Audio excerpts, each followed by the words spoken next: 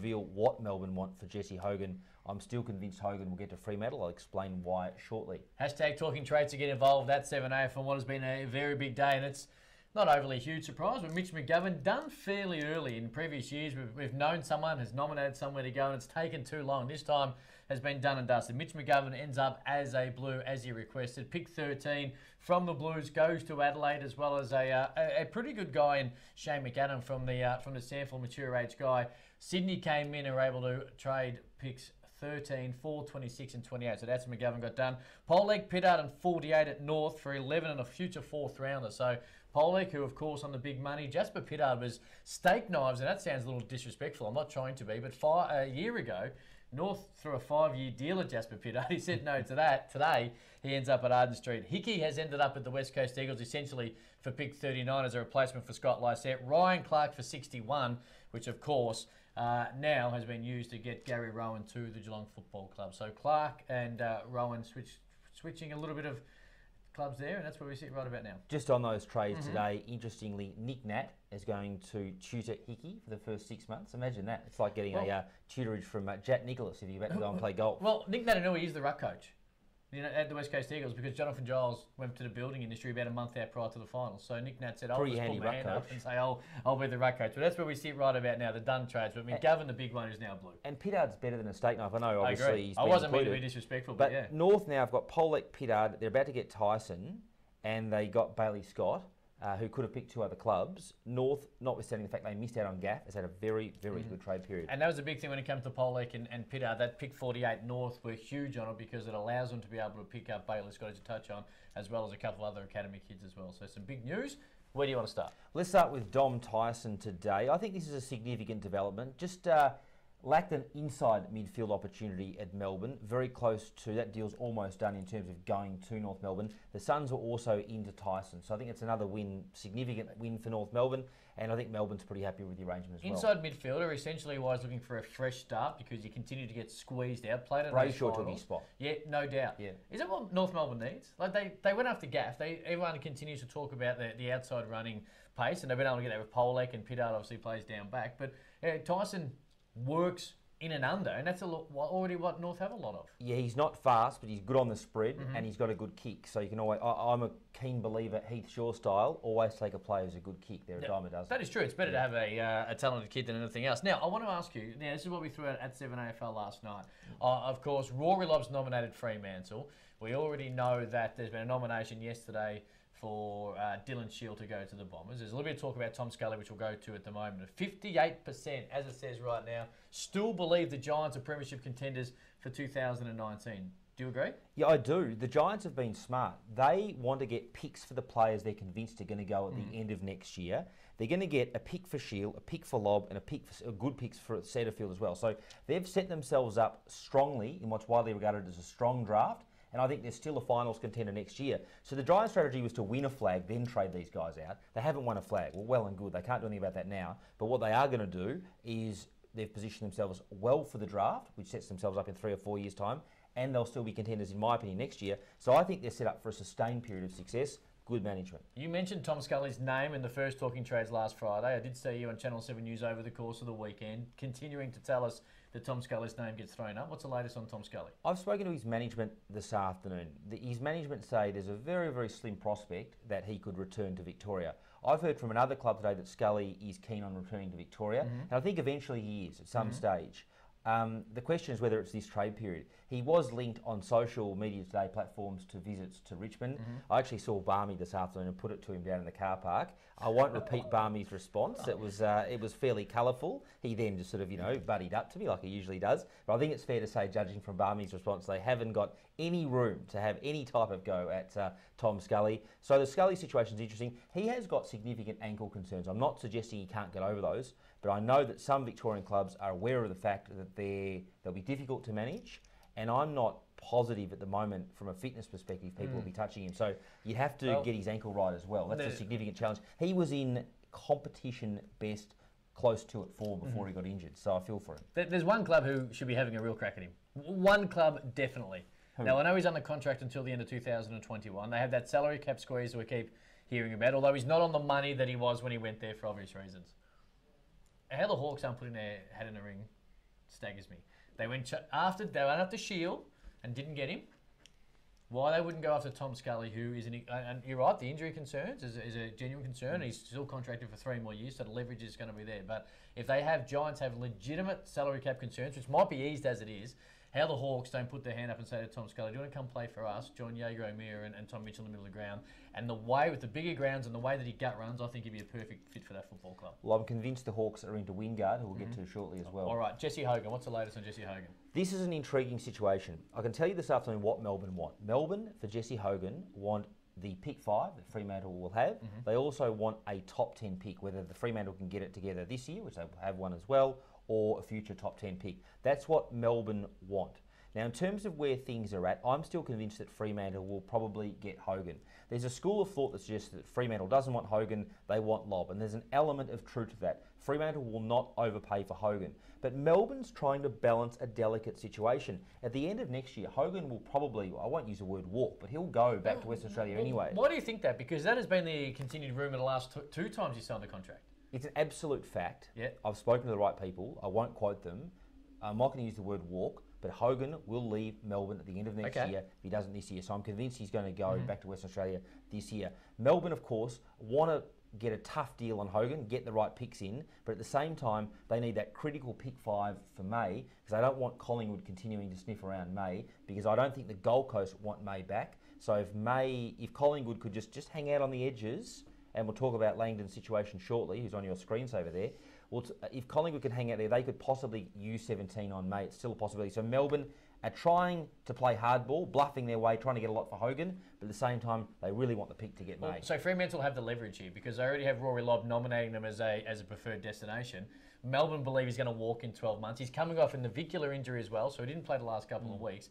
And so they're essentially trying to, I won't say force him out or push him out, but they know there's a plan B there with Stephen May. Fremantle, if they, like you say, believe that he will be there in 12 months anyway, they're not getting 2 first-round picks. I would be stunned if Fremantle absolutely no way. It'll end up being a first-round pick and a future second. Which feels about right. I think he's a star. Yeah. If I'm Melbourne, as you said yesterday, I'm not letting him go. But if there's other concerns about him leaving in 12 months anyway, obviously you've got to try and get some currency when it's there. He's in Bali like a few players, so if he's sipping back on the pina coladas this afternoon or the bintangs or the Coronas, I think pretty content that he'll eventually get to Fremantle, but we'll soon find out. Hashtag Talking Trades, get involved at 7AFL. I must say, and nothing against Tom Langdon, this isn't my computer, although he is sitting on the screensaver. It's a big feature on your computer. Now, you put up a tweet today. You spoke about the medical that Tom Langdon had obviously undergone at the Sydney Swans, and a fair bit of a increase when it comes to the offer for the guy who played an exceptional grand final and probably at half-time was leading Norm Smith. You suggested that if he does go, then it puts Collingwood back in the frame for Stephen May. But I want to know from you, how, if they can't afford Tom Langdon, they can afford Stephen May? I'm talking the Pies, of course. They've got different values. So in the situation with Langdon, Langdon wants to stay at Collingwood. But we know that Sydney had extra money from missing out on Darcy Moore. So Langdon went up to Sydney yesterday, and I think Tom Harley and John Longmire showed him around, and they're having a serious crack at Langdon, probably 3 years, around $450,000 or $500,000. Yep. Collingwood have a tight salary cap. Yes. They can't afford to overpay for Langdon. Yes. Having said that, if Langdon doesn't re-sign with Collingwood, Collingwood will have some Langdon money, let's call it 400, right? That they could have played Langdon. You could say to Stephen May, we'll give you 400 this year, and next year when I think Wells and probably Main will retire, we'll give you your 1.6, which nets out to say 1. Now I'm using made-up figures, but just giving you an idea of how the deal would work. So you can back end and get that deal, but you could give May more money next year. But they could do the exact same thing with Tom Langdon to actually match the Sydney offer. Yeah, but you're talking about a Ferrari and a really nice new Nissan. I mean, that's what you say. Except you talk for a guy who played an exceptional role on a team that nearly won a premiership. Yeah, and Stephen, not to say that I'm not diminishing Stephen May at all, but in a situation where that defensive unit that Nathan Buckley got going so well in 2018, injuries left, right and centre, they essentially fell 5 points short of winning a premiership against Kennedy and Darling. Coaches fall in love with players that almost get them a flag. I've got no doubt the Bucks would like to keep Langdon. There's still a chance Collingwood could keep Langdon, but that's just to explain how if they miss out on Langdon, there's still a sneaky chance for May. Hey, there you go. And you talk a little bit about that as Human Spot says, need to keep him. Very impressive year. Joel Hamling's a similar situation. He played a similar role, had an outstanding month in 2016 when the Dogs won a premiership, part of a defensive unit that got the job done on the likes of Kennedy, on the likes of Buddy Franklin, of course Cameron and Patton at the Giants in a prelim. He went to Fremantle. Now, not to say he hasn't been great, because he actually had a pretty good year this year, but things can be a little bit harder when you up and leave a structure that works so well, and that's something I think Tom Langdon has to think about. And he goes to Africa tomorrow too, I believe. So Africa? There you go. He's going to Africa tomorrow. Safari? Don't know. I think him and his brother Ed might be travelling around Africa. So in Sydney, he's dangling the $450,000 or $500,000. That's when you go glamping. All right. So do you believe that Langdon will be a pie or a Swan? My hunch, given the Swans' strong interest today, is a Swan. But I did report last week that I expected him to re-sign with Collingwood, so I should stick with that. But I just reckon that as much as he wants to say at Collingwood, sometimes he's got to follow the money. It's just a natural human instinct, and I think he could end up at Sydney, who are a great club. All right, West Coast Eagles, they got Hickey today. They were able to pass, or they did pass on Jordan Ruffhead, a premiership ruckman. You've got some news on this. I don't know. I'm just not sure where he goes. If you read the wins during the course of the year, there was a situation where it was like, well, him and Beveridge don't literally get on. I don't always buy that type of stuff, just because the guy's not playing good footy or the team's not winning. Always the higher profile guys, but it comes back to my point yesterday. Though there's a few people there's enough people at the Bulldogs to say they don't get on with Luke Beveridge to make you think that, as smaller issue as it may be, it's an issue. Well, like you can't ignore what people are telling you. I think a month ago, he's a free agent. A month ago, you would have backed him in. He went to West Coast, he toured the facilities, all the rest. You would have backed him in because it would have been easy for him to get to the West Coast Eagles. In the end, they made a decision, mainly because had they have picked up Jordan Ruffhead, that does affect the compensation to which they get for Scott Lysette, because what comes in and out, it's a net worth. So not to suggest that they would have lost all their compensation, but that first round pick they currently get, I think worked against Jordan Ruffhead, and that's why they traded for Hickey and pick 39. Right. But as it stands right now, he'll definitely find a job in the AFL. He's a player, he's a premiership ruckman, or pseudo ruckman, although he was so good in that particular role for the Dogs. But it is interesting to see where it goes. So I think it was all geared towards him ending up at the West Coast Eagles, and Hickey's been able to come over the top and trump him. So we'll see. Premiership players don't grow on trees, so I think he'll find a spot as a veteran. But it always worries me in a situation when someone like him just gets left out in the cold at the end of the trade period. But as you said, with the rookie list and all the rest of it, you think you could sort something out. Well, Chad Wingard, what's the latest? An intriguing situation. Now, Port Adelaide, I was spoken to this afternoon, insists that he hasn't requested a trade and they've got nothing to worry about. Don't see anything here. I think what's happened is that Port's very sensitive about speculation about Wingard. I don't know why, because they're the ones that haven't committed to a long-term deal beyond 2019. But they don't want too much public chatter. His manager, Tom Petoro, is also not one for public chatter. He'll talk when the deal's done. So at the moment, we don't have a lot of visibility on what's going on with Wingard. I've put the suggestion to Hawthorn today, to my sources there, that they're writing to him to a tune of a big deal, long-term, big money. I'm convinced they are. They haven't and won't comment even through back channels. So I think it's fair to say I wouldn't be surprised if Wingard ends up at Hawthorn or the Bulldogs. Having said that, it seems like we're in that trade period bluff sort of zone where Port could announce their own wanting to sign him until 2022. In the absence of visibility from Hawthorn, Port, or his well-disciplined management, we don't really know. I tell you what, I love when the players get involved. As I always said yesterday, don't believe Instagram, Twitter or Facebook when it comes to players, but well represented here are the Bulldogs, the Hawks and Port Adelaide, who are, of course, Port Adelaide currently. So we've got Sam Powell-Pepper, Tringo and Impey. Yeah, so there you go. We've got the three clubs represented who continue to be linked. One he currently plays for, Chad Wingard. So I'm not sure where they are. It's a nice villa in maybe Bali or Thailand or somewhere, but they've got their game faces on. So they want Chad Wingard to make a decision, as we all do, because it's confusing. There's your visual evidence. We've got Hawthorn represented, the Dogs represented, and Port represented. Yeah. And they're all on holidays, enjoying themselves in a pretty flash-looking villa in Thailand or Bali, I presume. What I would love is that, and to prove my point even further, to don't believe Instagram when it comes to these type of things. If he signs somewhere else and gets traded to another club, well, there's evidence there on Instagram. They're the three he might look at. Hashtag Talking Trades to get involved. That's 7AFL. Anything else before we move on, mate? Yeah, you've been just cutting in on MySpace. I go to cafes all over Melbourne searching for trades. This morning, Cam was just sitting in the Swan Street there with John Anderson from the Herald Sun, Tim Hazel, influential player manager, a couple of guys from the Herald Sun, and you in the middle of the action. I didn't get near it. I can't break a story. There's 15 reporters I want to point this out. This is what I'll say to yourself, to anyone from the Herald Sun, Channel 9, Channel 7, NAB, Trade Radio, whatever.